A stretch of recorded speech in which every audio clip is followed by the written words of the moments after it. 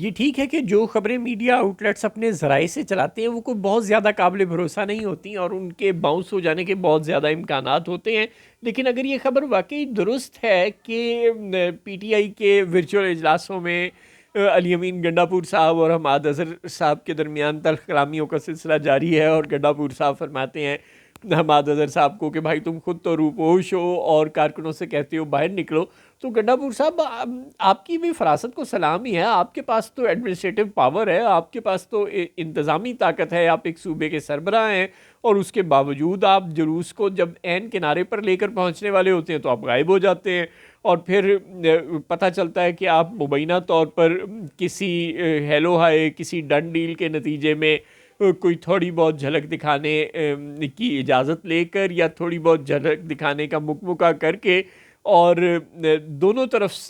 खेलने में कामयाब हो जाते हैं। यानी वर्कर्स को और इमरान खान को ये यकीन दिलाने में भी कामयाब हो जाते हैं कि देखा जहाँ एहतजाज करने का या जहाँ जलसा करने का कहा था मैं उस मकाम तक पहुँच गया और वहाँ तक कोई बड़ा जलसा जुलूस लेकर पहुँचने में भी कामयाब नहीं होते, मंजिल पर पहुँचने से पहले ही दाएँ बाएँ हो जाते हैं। अपने शहबाज शरीफ साहब के उस मशहूर ज़माना लॉन्ग मार्च की तरह जो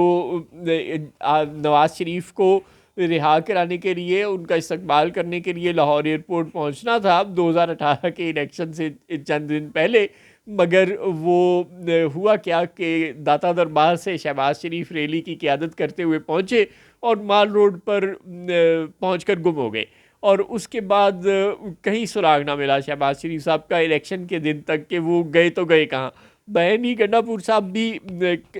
जहाँ में अहले इमाम मानिद खुर्शीद जीते हैं, इधर डूबे उधर निकले, उधर निकले इधर डूबे के मिसदाक एहतजाज करते हैं खुद। और उस बेचारे हमाद अजहर को जो जिसके पास कोई किसी सूबे की वजारत आला, कोई वजारत, कोई MNA MPशिप तक नहीं है, जिसको किसी किस्म का कोई लीगल कवर हासिल नहीं है, जिसके पास कोई ताकत कोई इख्तियार नहीं है, वो अगर छुप छुपा के ज़िंदगी गुजार रहा है बिल्कुल उसी तरह जैसे कि गंडापुर साहब खुद 2024 के इलेक्शन से पहले ज़िंदगी गुजार रहे थे। तो अब गंडापुर साहब हमाद अजहर को बातें बना रहे हो यार एवं तो ना करो, अद्धी PTI तो पहले ही अंदर है, जे कदा बच्चा बाहर है तो लुक लुका के ज़िंदगी गुजार रहे थे, उन्होंने क्यों इमोशनल ब्लैकमेल करके गिरफ्तार कराने की कोशिश कर रहे हो? ना करो गंडापुर साहब।